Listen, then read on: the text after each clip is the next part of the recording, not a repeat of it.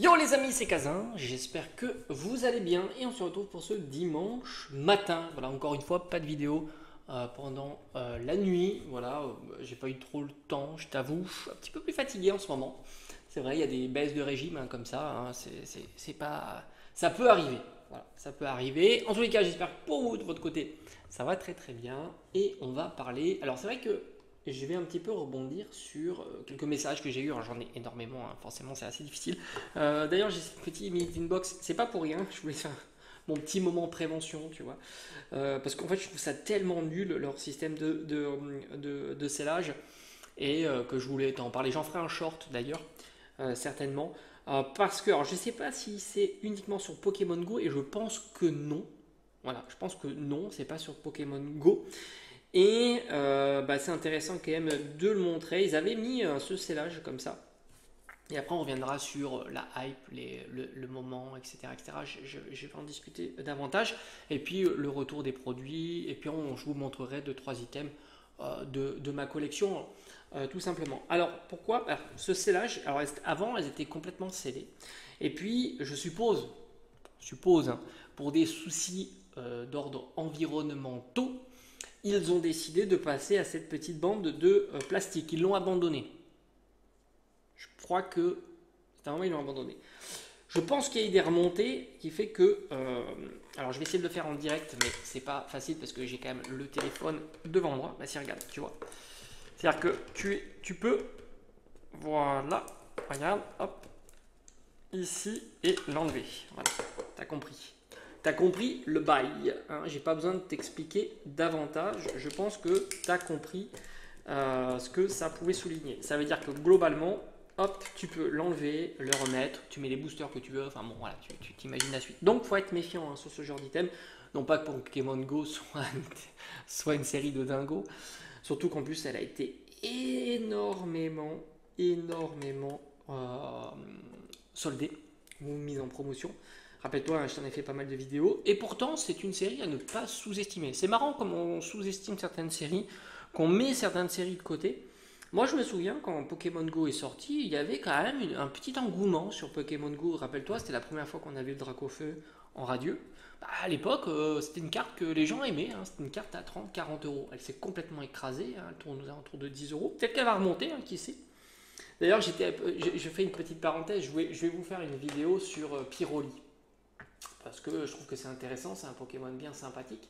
Et en regardant les prix, j'ai été surpris de voir que la Pyroli VMAX, elle se situe plutôt aux alentours d'une dizaine d'euros. Alors qu'à une époque, tu la trouvais à 4 balles. Sans aucun problème, tu en avais des quantités astronomiques. Alors est-ce que ça veut dire que ça va swinguer? C'est pas impossible.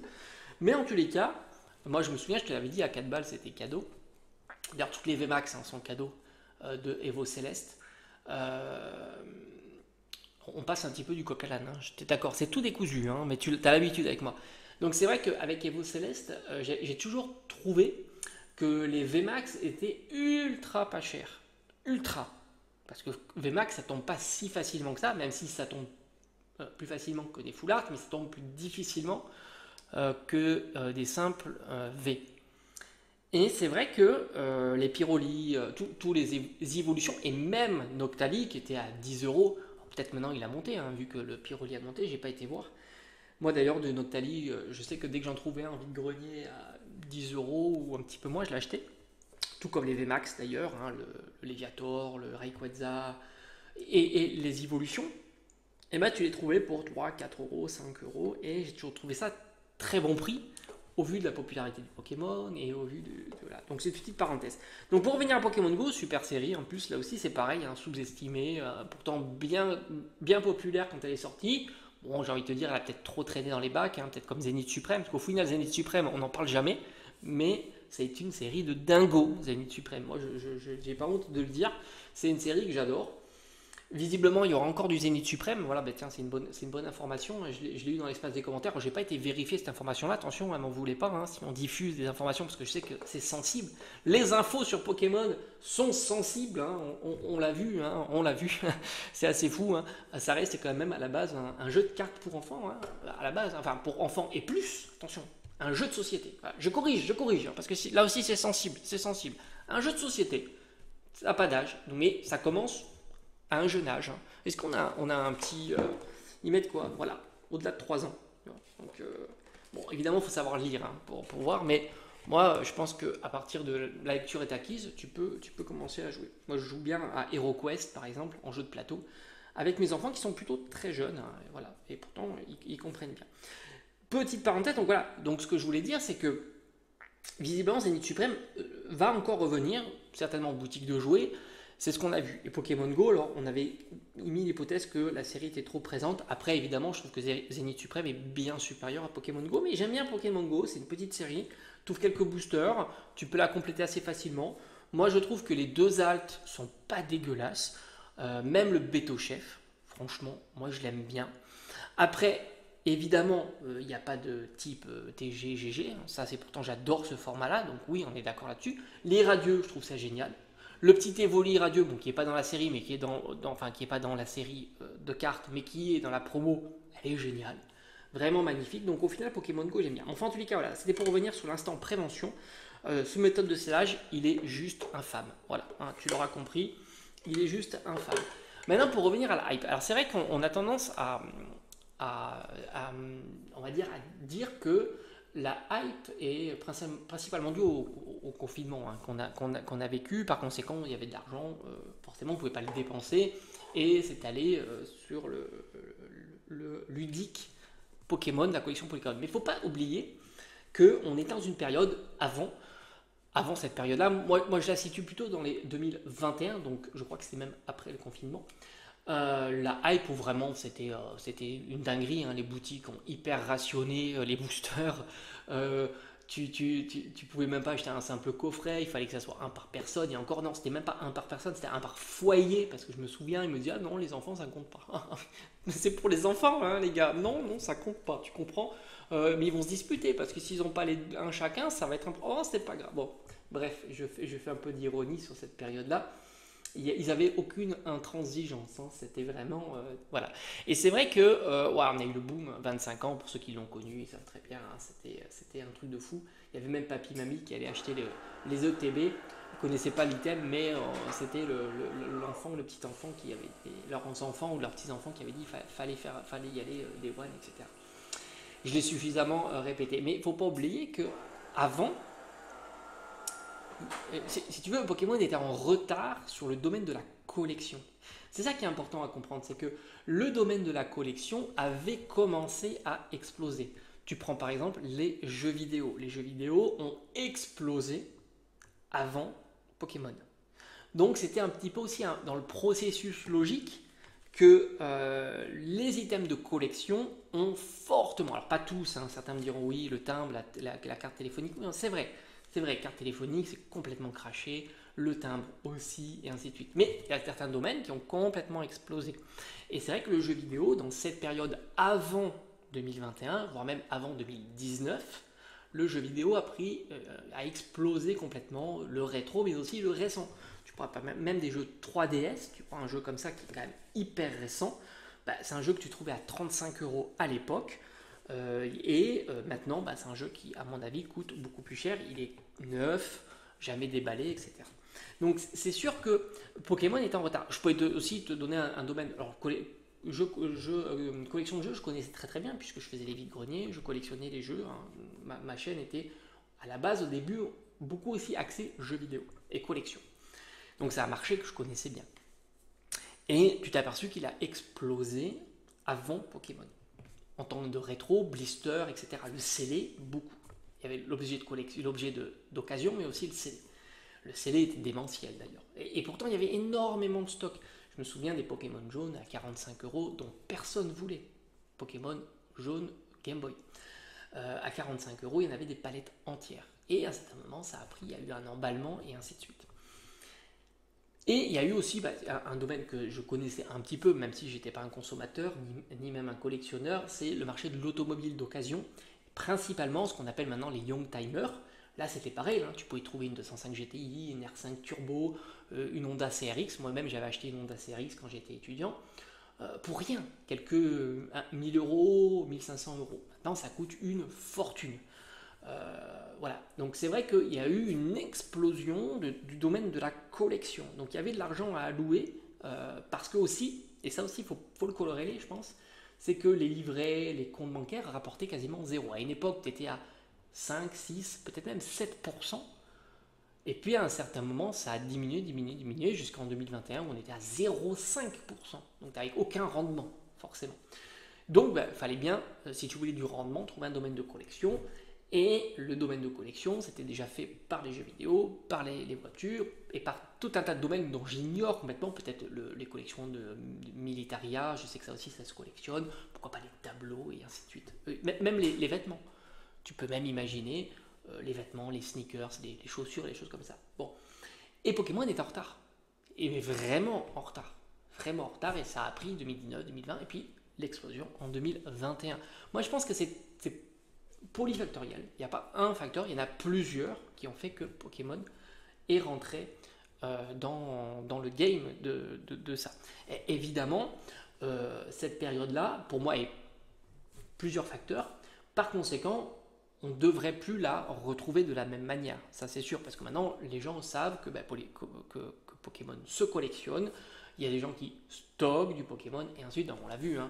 D'ailleurs, c'est pour ça qu'il y a de la crispation aussi quand il y a des reprints ou des idées de reprint de certaines séries. Ça, évidemment, crispe parce que certains ont investi de l'argent. Donc, forcément, là-dedans, moi, franchement, qu'il y ait un reprint de n'importe quelle série. J'ai des boosters XY Evo, mais si demain il y a du reprint d'XY Evo, mais je m'en fous complètement, tu vois. Je veux dire, je serais toujours content de me dire, comme ça, j'ai le choix de pouvoir rouvrir cette série-là sans avoir à dépenser 50 ou 100 euros pour un booster. Il y a du reprint de Légende Brillante, hein, on va en parler de ce coffret, ça ne me dérangerait pas, tu vois. Et encore mieux, il y aurait du reprint de blocs anciens, du set de base, j'ai envie de te dire, génial. Même si set de base, ça ne me ferait pas spécialement plaisir d'ouvrir parce que je trouve que c'est, au final, on en a trop vu, mais des séries comme, des séries comme Aquapolis, etc. Oui, franchement, revoir cette façon dont il fabriquait les cartes, etc. Enfin, là, tu vois, l'originalité de la carte, oui, évidemment, ça me ferait plaisir. Donc moi, je veux dire, je n'ai aucun souci avoir une hypothèse ou à émettre l'hypothèse, ça me dérange pas, tu vois, de me dire si un jour il y a du Evo Céleste qui revient l'année prochaine, quel que soit le format. Déjà, je pense que ça ne sera pas teasé par ceux qui produisent les boosters. Ils ne vont pas dire oui, t'inquiète pas, dans 6 mois, 1 an, je vais en mettre plein de paquets. Ils n'ont aucun intérêt. Et en même temps, je pense que beaucoup seront contents de cette information-là et peu seront déçus de cette information-là. Ça c'est sûr, ça permettra justement de diversifier un peu l'offre Pokémon et c'est pas plus mal. C'est pas plus mal. D'autant que quand tu vois ce coffret-là qui est revenu sur le devant de la scène, d'ailleurs je ne crois pas l'avoir eu quand il est sorti, ce magnifique, attends je vais te le montrer parce qu'il est quand même très très très beau. C'est pas évident de montrer. Après, je te montrerai celui-ci parce qu'il vaut aussi le coup d'œil. Alors, tu vois, ce magnifique coffret Légende Brillante qui est un des. Franchement, ok, ils ont mis le paquet quand même sur ce coffret. Alors, je sais plus combien tu as de boosters, mais tu en as pas mal. Bon, la série, après, on aime ou on n'aime pas. Il y en a qui ne sont pas spécialement fans de cette série. Il y a 8 boosters. Donc, c'est quand même déjà pas mal. Après, ce que j'aime pas, c'est que le coffret est trop gros. À ranger, c'est une tannée. Tu as un Célibi brillant. D'ailleurs, je t'ai fait une vidéo à thème Célibi, où tu as tous les Célébi à moins de 15 euros. Il y en a une quantité astronomique. Célébi, c'est un Pokémon plutôt sympa. Moi, j'aime beaucoup Célébi. Et qui a l'avantage de ne pas être très cher. Tu as le Célébi brillant. Tu as le OO Rainbow. À l'époque, c'était une dinguerie, les Rainbow. Tu as le Pikachu Holo. Faut pas sous-estimer les petites holos. Hein. Ça, à mon avis, c'est une carte qu'il faut pas sous-estimer. Le Lugia brillant, exceptionnel. Encore plus beau que le Célébi. La Jumbo, bon, moi j'aurais préféré un brillant, ça aurait été marrant d'avoir une petite texturation au milieu. Qu'au final, un petit coffret comme ça, il est revenu sur le devant de la scène. Et d'ailleurs, si tu te rappelles bien, on était en 2017, je pense que c'était fin 2017 ou milieu fin 2017 quand la série Légende Brillante est sortie. On a revu du Légende Brillante. Qu'est-ce que fait que cette morceau de gomme on a revu du Légende Brillante fin 2021. Fin 2021. 4 années après. Donc pour ceux qui disent que c'est pas possible de revoir du Evo Céleste parce que la série est de 2021 et que l'année prochaine on est en 2025, ça fait 4 ans, c'est tout à fait possible. Rappelle-toi XY Evolution qui a complètement sauté un bloc. XY Evolution, on en a retrouvé dans Épée Bouclier, donc tout le bloc Soleil et Lune. Donc tout ça c'est forcément possible. Et une information là comme ça, même si je la dis, je dis bah oui, bon évidemment je pourrais pas te dire que c'est sûr qu'il y aura du reprint, mais j'imagine bien que du épée bouclier va revenir en 2025, voire même en 2026. D'ailleurs, Zénith Suprême en est aussi une preuve. C'est une série .5 qui ne s'arrête jamais. D'ailleurs, on ne sait pas pourquoi Zénith Suprême ne s'arrête jamais. Et là aussi, c'est pareil.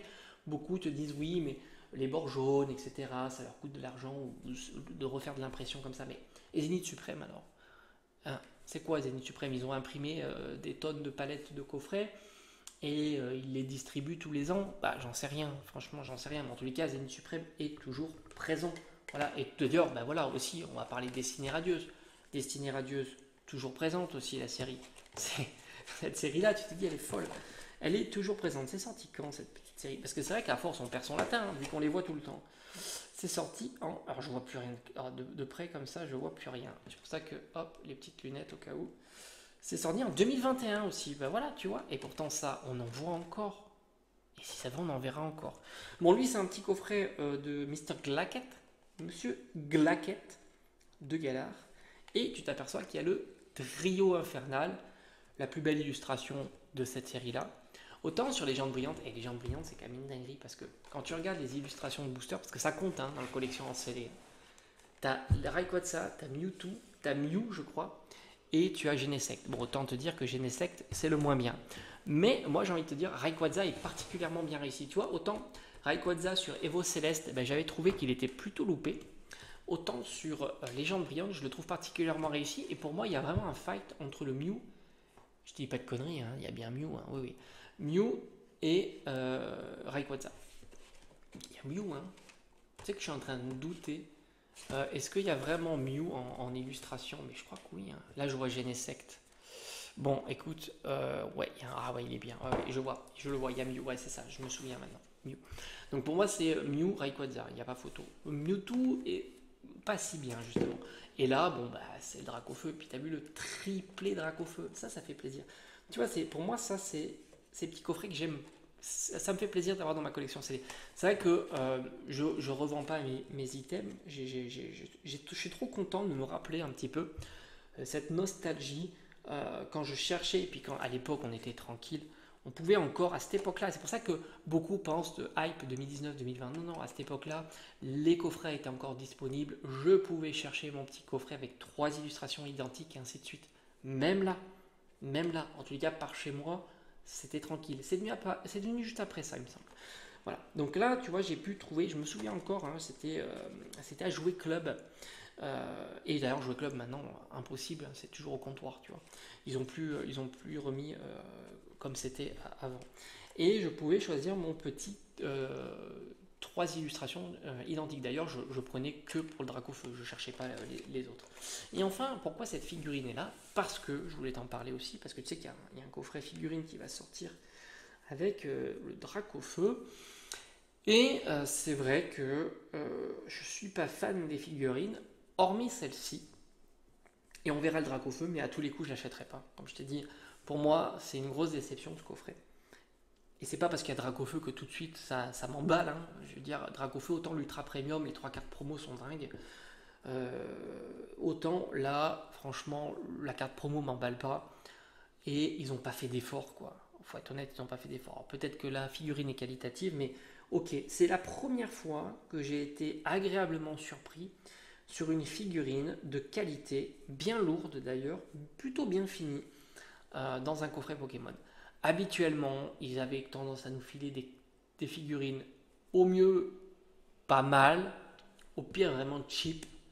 J'ai souvenir de coffrets avec des petites figurines comme ça, avec du Marshado, je crois que c'était Necrozma, Crinière du Couchant, des choses comme ça, des petites exclus, que ce soit Jouer Club, King Jouet ou Carrefour à l'époque, tu sais, de Soleil et Lune, type, je sais plus, avec l'illustration, je crois que c'était un booster avec du Jirachi ou du Ama. Je me souviens plus quelle est cette série qui proposait ce genre d'illustration. Tempête Céleste, il me semble.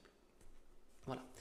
Je pense que c'était sorti sous Tempête Céleste. Donc voilà, j'ai envie de te dire, ça c'est vraiment le seul coffret où j'ai trouvé la figurine qui valait le coup, quoi. Elle est vraiment belle, vraiment. En plus, Pikachu en Gigamax, habituellement, je suis pas fan non plus en carte, tu vois.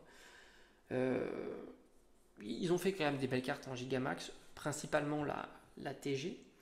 Mais c'est vrai que la VMAX et la Rainbow encore pire, ça m'emballait pas beaucoup. Voilà. Mais là, c'est vrai que la figurine est plutôt sympa. Voilà, moi j'ai bien aimé la figurine. Donc si t'es comme moi, avoir connu aussi les jeux vidéo époque, on va dire à partir de 2016, 2017, ou qui a vu comme ça l'explosion du jeu vidéo avec des blisters qui tutoyaient les 1000, 2000, voire même 10 000 euros, voire même plus, hein. Cette période folle où le plastique rigide était devenu vraiment hyper prisé, et ben tu t'aperçois que Pokémon était bien en retard justement. Bien en retard. Bon, depuis il a rattrapé son retard, voire même il l'a dépassé, puisqu'au final on trouvait des jeux vidéo à plusieurs milliers d'euros, ce qui était assez hallucinant, et on ne trouvait pas ni des cartes à plusieurs milliers d'euros, peut-être exception, attention, et ni des items scellés à plusieurs milliers d'euros. Et là, d'un coup, un Pokémon a fait un raz-de-marée, puisqu'on s'est retrouvé à des boosters à plusieurs milliers d'euros, des items scellés à plusieurs dizaines, voire même centaines de milliers d'euros, et à des cartes à plusieurs milliers d'euros. Donc oui, et puis l'engouement sur évidemment tout ce qui était gradation, etc. Donc cette période-là est révolue, cette période-là ne reviendra pas. Il y a fort à parier, hein, évidemment. Il y a fort à parier, mais ça ne veut pas dire que certaines cartes vont pas continuer à progresser, tout comme le jeu vidéo d'ailleurs. Tu remarques que la collection continue à évoluer. Hein, des jeux comme ça qui n'étaient pas hyper prisés, tu vois, un petit Pokémon ultra lune comme ça, il n'y a quand même pas si longtemps que ça, tu les trouvais pour beaucoup moins cher. Et puis il y a des items qui continuent à monter, mais c'est vrai que c'est plus sélectif parce que justement, le marché s'est fait, les acteurs sont différents, les nouveaux collectionneurs ont malheureusement chamboulé la donne puisque maintenant tout est un peu plus stocké, tout est un peu plus conservé. Dès qu'il y a des jeux qui sont un peu plus rares, ils sont achetés, et puis derrière les producteurs sont pas bêtes, ils reprintent de la même manière que les cartes Pokémon. Du coup, ça casse un petit peu ou ça coupe l'herbe sous le pied de ceux qui ont investi sur les jeux vidéo, et de la même manière ceux qui ont investi dans les cartes Pokémon. Voilà, petite vidéo très tranquille. Je vous souhaite encore une très bonne journée et on se dit